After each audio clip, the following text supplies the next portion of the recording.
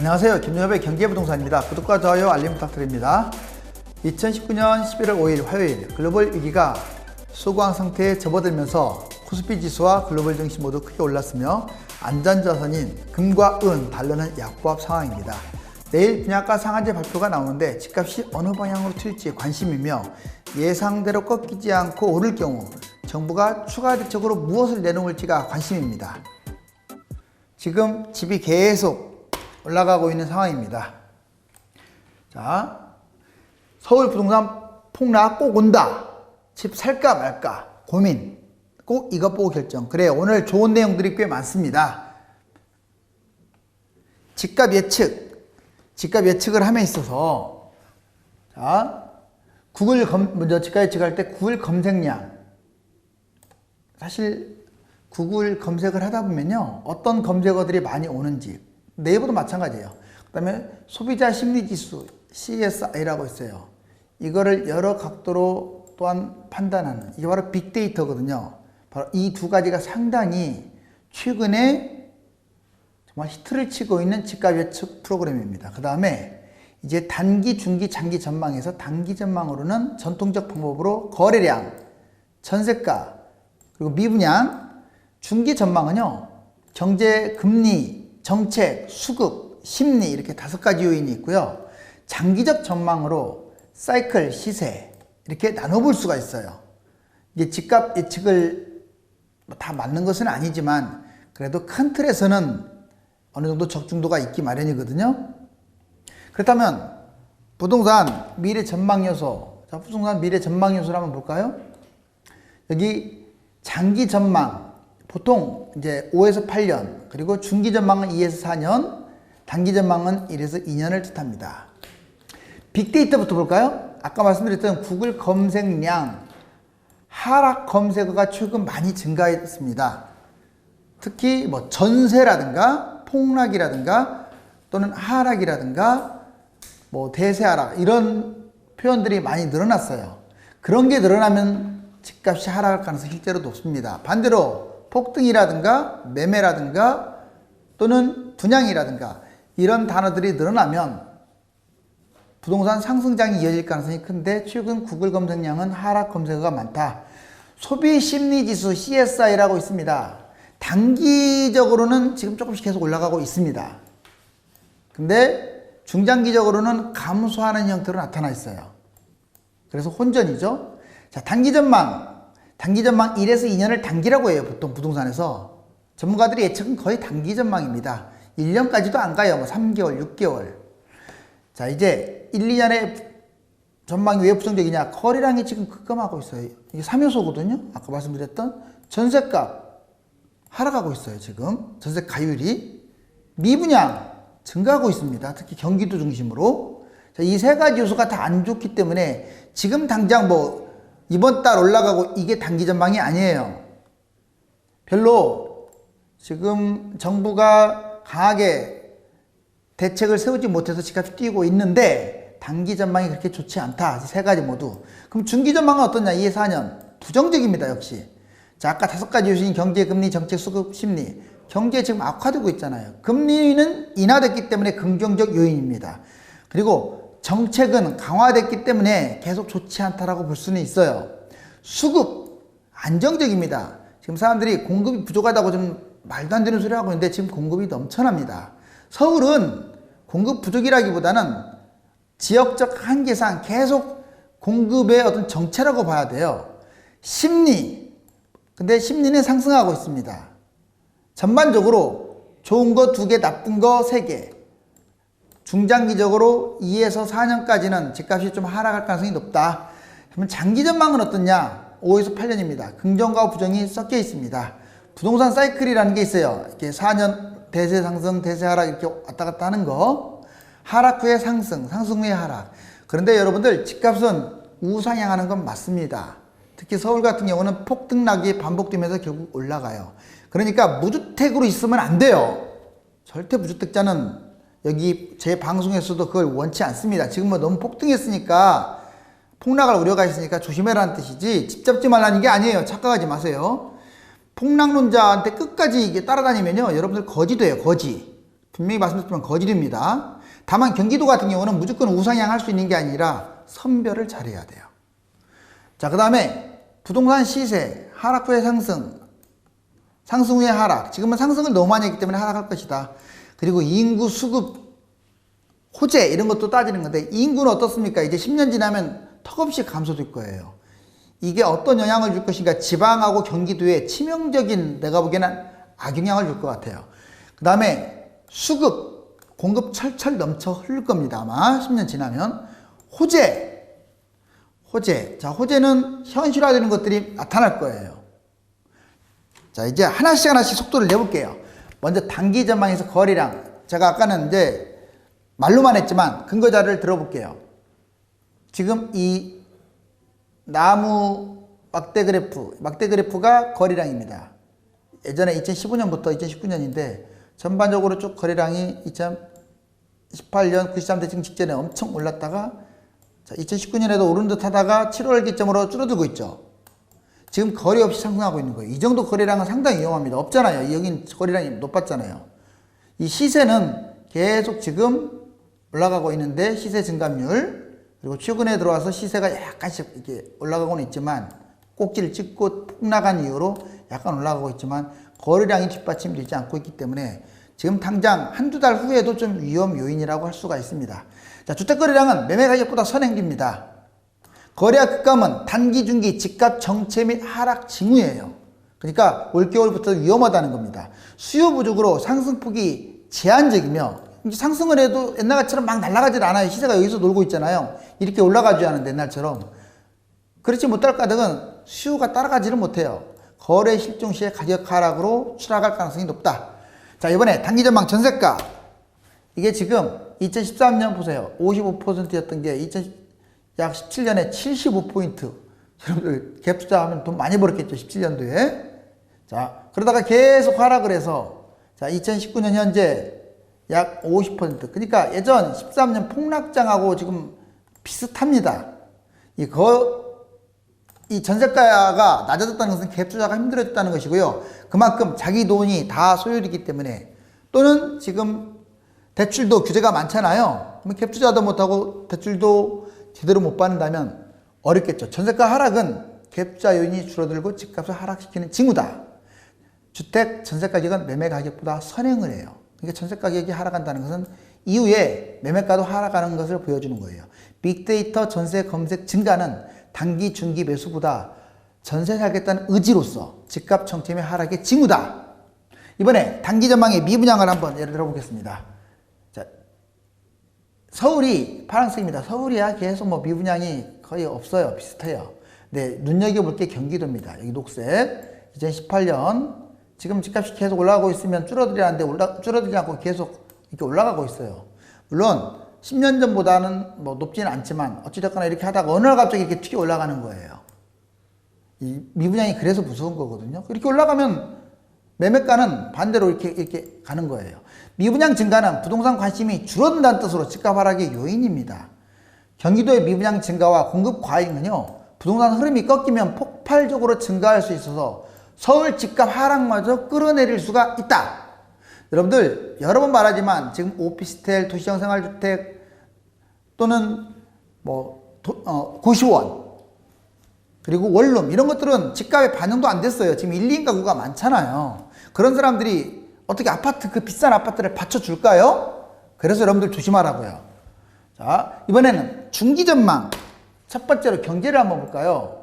여기 보시면 생산 0.4% 감소, 소비 2.2% 감소, 투자는 보합, 그리고 실질 국내 총생산, 여기 보시면 2018년까지도 별로 안 좋았는데 19년 1분기 때 마이너스 0.4, 2분기 1, 3분기 0.4, 지금 이거 플러스 마이너스 지금 1입니다. 1이 뛰어야 올해 2% 성장을 하는 거예요. 근데 마지막 4분기 때 1이 뛰겠습니까? 지금 3분기 때 0.4인데 만약에 마이너스가 나온다면 0점대가 나오는 거예요. 성장률이. 정말 끔찍합니다. 자, 경제 핵심 7가지 요인이라는 게 있어요. 좀 이거 잘 알아두세요. 생산, 소비, 투자, 고용, 수출, 물가, GDP, 그리고 총 7가지 맞죠? 이 성장률 부진은 이게 다 부진해요. 지금 부동산 거품이 심한 지금은 폭락을 유발할 수가 있는 거예요. 예전에 어떤 경제 상황하고 지금 달라요. 사상 초유의 경기 부진이라고 지금 노랗게 색칠해져 있죠. 글로벌 경제 침체는 집값 폭락을 가져올 수 있다라는 거. 자, 이번에 중기 전망 두 번째 금리입니다. 금리가 아까 우리 인하된 것은 긍정적 요인이라고 그랬죠. 자, 우리나라 보세요. 지금 한 번, 두 번째 인하되고 1.25입니다. 미국은 벌써 한 번, 두 번, 올해 세 번이나 인하됐죠. 그래서 1.50에서 1.75, 10월 30일 날 인하했습니다.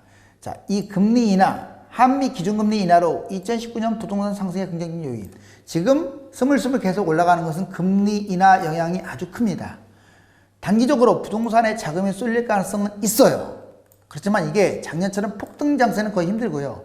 금리 인하의 원인이 경제위기 대비이므로 역설적으로 경제위기 부동산 폭락을 경계해야 돼요. 금리 인하는 오히려 역설적으로 왜 했느냐를 따져봐야죠. 경기가 안 좋으니까. 부동산도 경기의 일부분이잖아요. 그런데 지금 최근에 보니까 거래도 없는데 호가, 특히 강남 쪽 호가가 어마무시합니다. 뭐 15억짜리가 갑자기 18억이 나왔어요. 미쳤죠? 자, 그런 거 잡으면 진짜 왕호구 되는 겁니다. 왕호구. 자, 15억짜리 18억이 잡아. 걔 23억 가도요, 먹을 거 없어요. 자, 이번에 중기 전망 정책입니다. 세 번째. 지금 문재인 정부 때 민간 분양제 상한제 도입 예정. 그다음에 분양가 공개 항목 확대 부활, 세율 인상 등 종부세 강화. 말만 강화죠. 솔직히 보유세, 종부세 하나도 안 올렸어요. 정말 거기서 거기입니다. 이 20억짜리가 여러분들 종부세 50몇만 원 내는 게 내는 겁니까, 그게? 자, 다주택자 양도소득세 강화, 투기지역 및 투기과열지구 지정, LTV, DTI 상한 축소. 자, 이런 건 정말 잘하고 있는데 문제는 저걸 안 하고 있잖아요. 전세자금 대출을 왜 해줍니까? 그거 완전 폐지시켜야 돼요. 전세자금 대출도 집값 폭등의 원흉입니다. 원흉. 자, 그 다음에 기타 재건축 초과이익 환수제 부활. 자, 집값을 잡기 위해서는 802 대책, 913 대책 여기까지는 그나마 좋은데 10월 1일 경제부총리 또는 국무총리 주도하에 분양가 상한제 핀셋 규제 이게 망친 거예요 지금. 자, 집값을 잡으라 했지만 부동산 폭등 속도 조절로 대실패. 강력한 대책 분양가 상한제 확대 해야죠. 주택거래 허가제 해야 합니다. 재건축 40년 연장하고요. 아예 임대를 갖다 20% 때려버려야 돼요. 그래야 집값 올라가지는 않습니다. 보유세 지금 형편없습니다. 계속 올리고요. 비과세 강화, 전세자금 대출 폐지하고 임대주택도 상황에 따라서는 폐지. 정부가 쓸 수 있는 카드가 없다고 자꾸 신문에서 그런데 왜 없습니까? 이 지금 초강력한 지금 대책만 남았어요. 이거 대책 몇 가지만 쓰면요. 집값 폭락합니다. 자, 중기전망 수요와 공급 부족하다고 자꾸 지금 떠들어대고 있죠. 자, 서울은 공급 부족을 운운할 이유가 없어요. 왜? 예전에 공급 부족했는데도 폭락했잖아요. 서울은 땅이 제한적이라 공급이 넘쳐날 수가 없습니다. 그린벨트 다 풀어도 부족해요. 우리나라 인구가 서울로 또 몰리기 때문에. 이해가셨죠? 서울은 공급 부족을 따질 게 못 돼요. 먼저 오른쪽부터 보면 이게 다 뉴타운입니다. 1, 2, 3차 뉴타운 색깔별로 되어 있죠. 이것만 있습니까? 재건축도 있겠죠. 이렇게 해서 재건축, 재개발, 뉴타운. 자, 이곳들은 원래 서울 지리에서 분양을 하는 거기 때문에 공급에 큰 영향을 주지는 않아요. 자, 그런데 경기도가 문제입니다. 이게 지금 서울이 여기 보이는데 경기도가 지금 땅 크기는 더 확대시키면 약 15배, 20배 넓어요. 서울보다. 그런데 인구는 조금밖에 더 안 많잖아요. 근데 집은 계속 짓고 있어요. 여기 지금 3기 신도시. 자, 고양시 창릉, 부천 대장, 인천 계양, 남양주 왕숙, 여기 하남 교산, 과천. 어떻습니까? 여기뿐만 아니라 1, 2, 3기 신도시가 있고 1, 2, 3기 신도시만 있습니까? 택지지구가 특히 많아요. 유성도시. 아무튼 이 서울을 중심으로 해서 거리가 먼 곳들이 위험하다. 서울은 공간이 제한적이고 일자리가 몰려있는 곳으로 지속적으로 공급이 부족합니다. 하지만 부동산 흐름에 맞게 폭등과 폭락을 반복했기 때문에 이걸 가지고 공급 부족이라고 말하면 그건 전문가가 아니라고 했잖아요. 왜?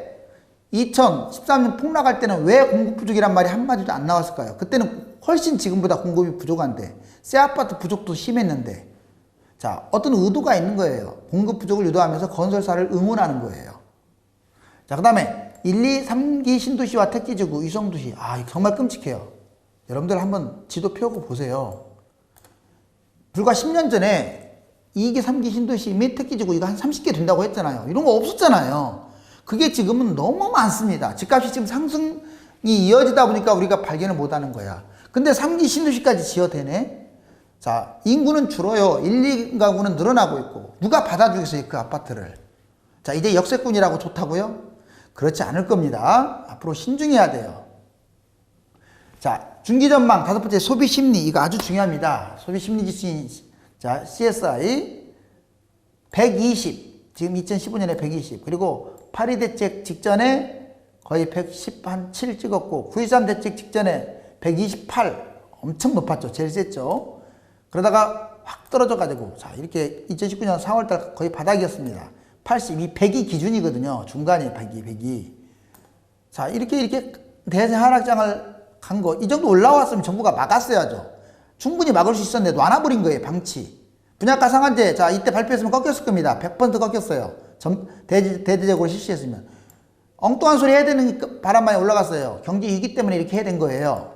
자, 근데 계속 올라가면 아마 제가 보기에는 정부와 여당은, 이건 정치적 발언이 아닙니다.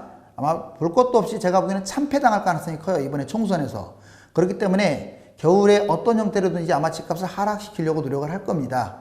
그렇기 때문에 그런 면들도 관심을 가져야 돼요. 계속 집값 뛴다고만 생각하지 말고. 소비 심리 지수, 향후 집값을 정확하게 알 수 있는 빅데이터로 1919년 11월 115를 돌파하고 자, 점진적 성장할 것을 암시했습니다. 지금은 점진적으로 좀 올라가는 것으로 보이지만 2019년 분상제 및 추가 규제, 총선 전 집값 잡기로 꺾일 가능성이 높다. 자, 장기 전망 이제 두 가지. 장기 전망은 벌집 순환 무형, 즉 자, 침체기, 불황기, 회복 진입기, 회복기, 호황기, 침체 진입기 이렇게 이게 한 바퀴 도는데 약 10년 정도 돼요. 8년에서 10년. 하락장 3에서 5년, 3에서 4년. 상승장 3에서 5년에서 한 8에서 10년 되거든요.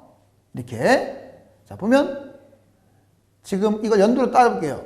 침체 진입기 2019년. 지금은 가격이 좀 오른다고 하더라도 상반기에 떨어졌잖아요. 침체 진입기입니다. 가격 상승하면서 거래량 감소.